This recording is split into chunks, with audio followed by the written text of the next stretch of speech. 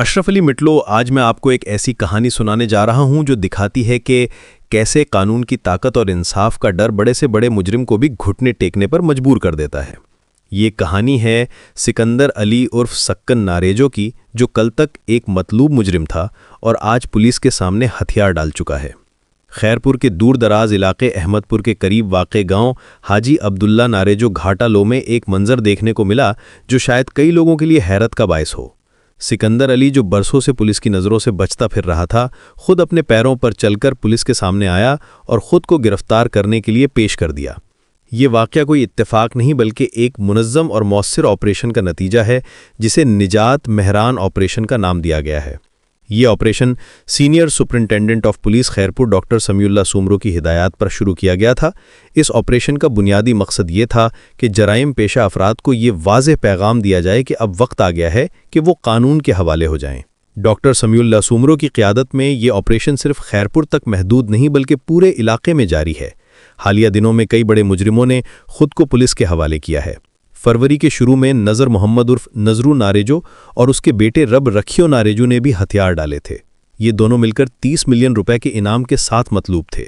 S H O Ahmad پور انعام عباسی نے اس موقع پر واضح کیا کہ یہ آپریشن دو رخی حکمت عملی پر مبنی ہے۔ ایک طرف جو لوگ خود کو پیش کرتے ہیں انہیں خصوصی رعایت دی جاتی ہے، دوسری طرف جو ہتھیار نہیں ڈالتے ان کے خلاف سخت سے سخت کارروائی کی جاتی ہے۔ یہ اپروچ بہت مؤثر ثابت ہو رہی ہے کیونکہ مجرم خود ہی سمجھ جاتے ہیں کہ اب چھپنے کا کوئی فائدہ نہیں۔ سکندر علی کا خود کو پیش کرنا اس بات کا ثبوت ہے کہ نجات مہران آپریشن واقعی کامیاب ہو رہا ہے۔ یہ آپریشن صرف گرفتاریوں کے بارے میں نہیں بلکہ اس کا مقصد پورے علاقے میں امن و امان کی بحالی ہے۔ کچھ علاقوں میں برسوں سے جرائم کا بول بالا تھا، لوگ ڈرتے تھے، کاروبار متاثر ہوتے تھے۔ اب جب کہ بڑے بڑے مجرم خود کو پیش کر رہے ہیں تو یہ دوسرے چھوٹے مجرموں کے لیے بھی ایک واضح پیغام ہے۔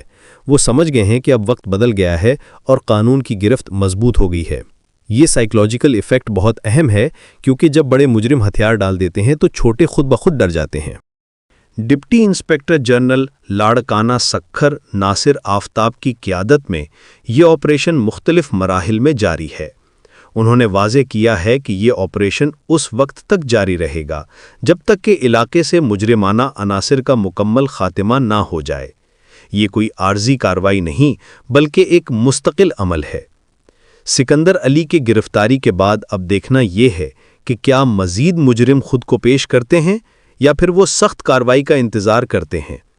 ایک بات واضح ہے کہ اب حالات بدل گئے ہیں اور قانون کی بالادستی قائم ہو رہی ہے۔ یہ نہ صرف مجرموں کے لیے بلکہ عام لوگوں کے لیے بھی ایک بہترین خبر ہے کہ اب وہ امن سے اپنی زندگی گزار سکیں گے۔